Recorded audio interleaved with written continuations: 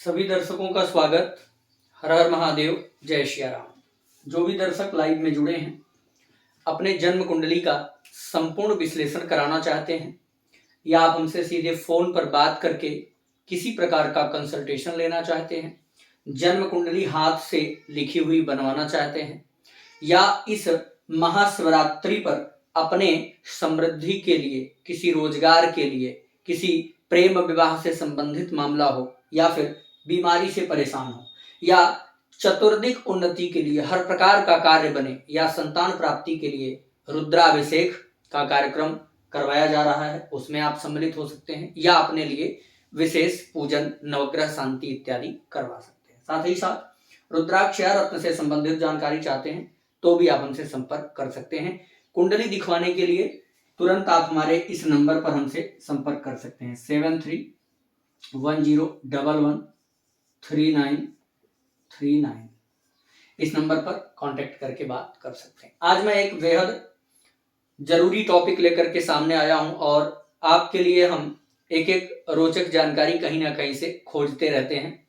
हमारे बहुत से ऐसे दर्शक हैं जो हमारे वीडियोस का इंतजार निरंतर करते रहते हैं, क्योंकि हम ये जानकारी किसी एक पुस्तक से नहीं, विभिन्न प्रकार की पुस्तकों से, और जो मैं आपको वीडियोस बनाता हूं वह बिल्कुल लिखित होती है, अपने मन से, और मनगढ़ंत कोई भी बात नहीं होगी। सब यहाँ शास्त्रोक्त बातें हैं। तो इस चीज का विशेष ध्यान रखिएगा कि जो मैं टॉपिक लेता हूं वह कहीं ना कहीं लिखा हुआ है और एकदम आजमाया हुआ है। आज मेरा टॉपिक है कब चमकेगा भाग्य। बहुत से ऐसे लोग हैं जो बहुत लंबे समय से संघर्ष कर रहे हैं, कुंडली दिखाते दिखाते थक गए, ज्योतिषी के पास जाते जाते थक गए, न उनको कोई लाभ मिला, न ज्योतिषी ने यह असलियत आपको कभी बताई। एक चीज भैया ध्यान से सुनिएगा, ज्योतिषी और डॉक्टर और वकील, यह तीन कभी भी आपको यह नहीं कह सकते कि आपका काम नहीं होगा, कारण जबकि उनको पता होता है कि वास्तव में कब होगा, समय का ज्ञात होता है, लेकिन ये तीन हमेशा कहेंगे बस कुछ दिन आप थोड़ा सा देखिए, आराम हो जाएगा, थोड़े दिन में आपका काम हो जाएगा, थोड़ा दिन ही कह करके टालते हैं।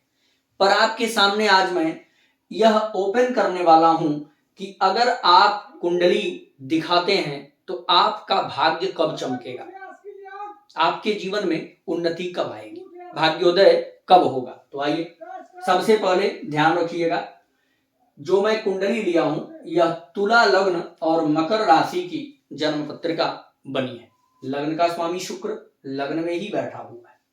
सबसे पहला जो फार्मूला है, भाग्येश केंद्र में हो या त्रिकोणगत अथवा उच्चगत हो या अन्य स्थानों में स्वराशि या मित्र राशि में हो, तो तीन अवस्थाएं बनती हैं। पहला, अगर भाग्य का स्वामी केंद्र में हो तो प्रथम अवस्था में भाग्योदय हो जाता है। प्रथम अवस्था अगर हम कहें तो लगभग जन्म से लेकर के और 30 साल तक प्रथम अवस्था हम मान सकते हैं, 35 साल तक।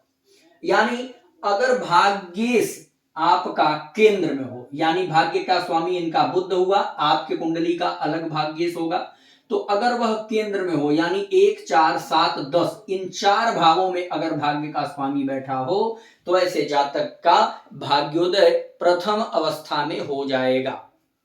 दूसरा, यदि भाग्य का स्वामी त्रिकोणगत हो, त्रिकोण का मतलब या तो प्रथम में हो या पंचम में या नवम में हो या उच्च का हो करके बैठा हो अथवा उच्चगत हो, अगर भाग्येश उच्चगत हो या त्रिकोणगत हो तो ऐसी स्थिति में भी मध्यम अवस्था में भाग्योदय हो जाता है। यानी हम कह सकते हैं कि 30 से लेकर के और 55-60 के बीच का जो समय है, इस बीच में भाग्योदय हो जाता है। तीसरा फार्मूला, अन्य स्थानों में हो, न केंद्र में हो न त्रिकोण में हो, यानी 6 में हो, 8 में हो, 11, 12 में हो या 2, 3 में हो, अगर इन भावों में है और स्वराशि या उच्च का है या मित्र राशि में है तो ऐसी स्थिति में वृद्धावस्था में भाग्योदय होता है। आपको ये बात समझ में आ गई होगी। दूसरा फार्मूला, 12 भाव जो हमारे हैं 1 2 3 4 5 6 7 8 9 10 11 12, ये 12 भाव हैं। इनको हम 3 पार्ट में डिवाइड करते हैं। ये जो 1 2 3 4 है, ये हमारा 4 पार्ट प्रथम अवस्था में है। प्रथम अवस्था में 5 6 7 8, ये जो हमारा 4 भाव है ये द्वितीय में है।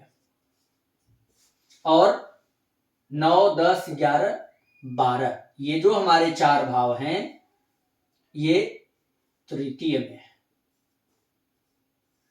तृतीय अवस्था। अब देखना क्या है कि जिस भाग में शुभ ग्रह अधिक हो या सभी भागों में बराबर हो, उस समय भाग्योदय होगा या उसी हिसाब से जीवन चलेगा।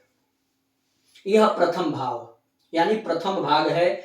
पहला दूसरा तीसरा चौथा, इन 4 भावों में मिलाइए। अगर इन 4 भावों में शुभ ग्रह और अन्य भावों की अपेक्षा, जो हमने अभी 3 भाग बनाए, 1 भाग 2 भाग 3 भाग, अगर इन 3 भागों में जिस भाग में शुभ ग्रह अधिक होंगे उसी समय भाग्योदय समझना चाहिए। तो इनका देखिए, पहले भाव में 2 शुभ ग्रह मिल गए, शुक्र मिल गया और चंद्रमा मिल गया। और दूसरे में 5 6 7 8 में केवल 1 मिला, केवल गुरु मिल रहा है। और तीसरे में बुध केवल मिला। तो हम इनके लिए कह सकते हैं कि इनके जीवन का प्रथम भाव यानी जीवन का प्रथम भाग यानी इनका भाग्योदय जन्म से लेकर 30 से 35 वर्ष में हो जाएगा, क्योंकि इनके प्रथम भाग में 2 शुभ ग्रह मिल गए, अन्य भागों में केवल 1 ही मिल पा रहे हैं। ठीक है, आपके कुंडली के अनुसार अलग हो सकता है। अगला फार्मूला है यदि लग्न शुभ राशि का हो। चलिए इनका लग्न देखिए, शुभ राशि का है। दूसरा, आगे बढ़िए, उस पर शुभ ग्रह की दृष्टि हो, बिल्कुल पड़ रही है, शुभ ग्रह गुरु की दृष्टि है। अगला, लग्न में कोई पाप ग्रह ना हो, बिल्कुल पाप ग्रह नहीं है। चलिए फार्मूला लग गया। तो ऐसे जातक का भाग्योदय जो है अति शीघ्र हो जाता है। और वहीं अगर ये फार्मूला लगा हो लेकिन लग्न में 1 से अधिक पाप ग्रह बैठ जाएं, 1 से अधिक पाप ग्रह लग्न में हो, तो ऐसा जातक आजन्म दुखी रहता है, आजन्म संघर्ष करता है, आजन्म परेशान रहता है। अगला फार्मूला, यदि लग्नेश शुभ राशिगत हो और उस पर शुभ ग्रह की दृष्टि हो, अथवा लग्नेश नवम स्थान में हो, अथवा नवमेश पंचम स्थान में हो, तो भाग्योदय 16 वर्ष में हो जाता है। चलिए, यदि लग्नेश शुभ राशिगत हो और उस पर शुभ ग्रह की दृष्टि हो, तो देखिए लग्नेश यहाँ पर शुभ राशिगत है यानी अपने ही राशि में है और शुभ ग्रह की दृष्टि में है। तो एक फार्मूला इनके ऊपर लग गया और इनके ऊपर ये प्रथम भाव वाला भी फार्मूला लगा और इनके ऊपर 2 फार्मूले लग गए। तो इनका भाग्य उदय जो है वो जीवन के प्रथम पड़ाव में हो जाएगा। वहीं अगर लग्नेश नवम स्थान में हो, यानी अगर ये शुक्र यहां होता नवम भाव में, तब भी इनका भाग्योदय जो है वह 16 वर्ष के आसपास हो जाता। वहीं अगर नवमेश पंचम में हो, या तो शुक्र यहां होता या इसका स्वामी बुध पंचम में आ जाता, तब भी 16 वर्ष के आसपास भाग्योदय हो जाता है। अगला फार्मूला, लग्नेश जिस नवमांश में हो उसका स्वामी लग्न में, त्रिकोण में या एकादश भाव में बली हो अथवा उच्च हो, तो 30 वर्ष में भाग्योदय हो जाता है। लग्नेश जिस नवमांश में हो, लग्नेश यानी शुक्र नवमांश कुंडली के जिस राशि में बैठा हो उसका स्वामी कहां पर हो, लग्न में हो या फिर त्रिकोण में बैठा हो या एकादश भाव में बली हो अथवा उच्च का हो, तो ऐसा जातक 30 वर्ष में भाग्योदय कर लेता है। अगला फार्मूला, लग्नेश द्वितीय में हो, लग्न का स्वामी लग्नेश द्वितीय भाव में बैठा हो, लग्नेश जिस नवमांश में हो उसका स्वामी द्वितीय भाव में हो, अथवा एकादश भाव का स्वामी द्वितीय भाव में हो, तो ऐसा जातक 20 वर्ष में भाग्योदय कर लेता है। अब आइए बेहद महत्वपूर्ण फार्मूला हमारे सामने ये बन के तैयार है। सबसे पहले अपने जन्म कुंडली का भाग्याधिपति भाग्यकर्ता निकालना होगा। भाग्यकर्ता कैसे निकालेंगे मैं समझा देता हूं। भाग्यकर्ता कैसे निकालते हैं, चलिए ये हमारी छोटी सी कुंडली बन गई, कर्क लग्न की बना लेता हूं।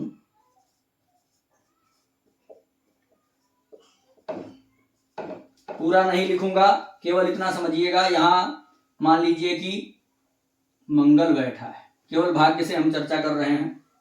भाग्यकर्ता कैसे निकालें, तो अधिकतर लोगों को पता क्या होगा, चलिए एक यहां गुरु बैठ गया, अधिकतर लोग समझ जाएंगे कि या तो भाग्यकर्ता मंगल हो जाएगा या तो गुरु हो जाएगा, यही आपके दिमाग में आएगा। क्योंकि नवम भाव का स्वामी गुरु हो गया और बैठा है मंगल, तो इन्हीं दो पर आपका दिमाग अटक जाएगा और इसी दो को आप भाग्यकर्ता मान लेंगे, जबकि ऐसा नहीं होगा। नवम भाव का स्वामी जिस राशि में बैठा होगा कुंडली में, उस राशि का स्वामी भाग्यकर्ता होगा। यानी इस जन्म कुंडली में देखिए नवम भाव का स्वामी है गुरु, गुरु जाके बैठा है लग्न में, किस राशि में, कर्क राशि में, कर्क राशि का स्वामी बनता है चंद्रमा।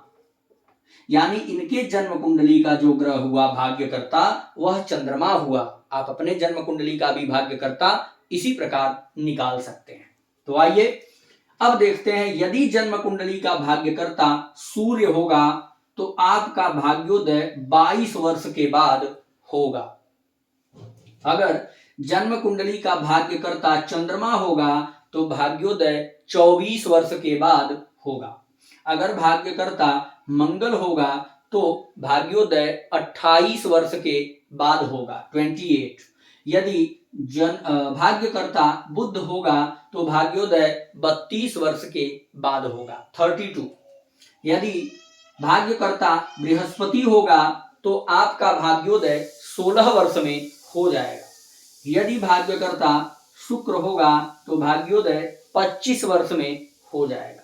और यदि भाग्यकर्ता शनि महाराज होंगे तो आपका भाग्योदय 36 वर्ष में होगा। 36 वर्ष के बाद से आपको सफलता तेजी से मिलना शुरू हो जाएगी। यह फार्मूला रहा आपके जन्म कुंडली के अनुसार आपकी भाग्य कब चमकेगी। तो इस फार्मूले से आप अपना भाग्य उदय का समय सटीक जान सकते हैं। साथ ही साथ आप हमसे फोन पर कुंडली दिखवाना चाहते हैं तो अपॉइंटमेंट ले लीजिए, इस नंबर पर व्हाट्सएप या कॉल करके जानकारी ले सकते हैं। जय श्री राम।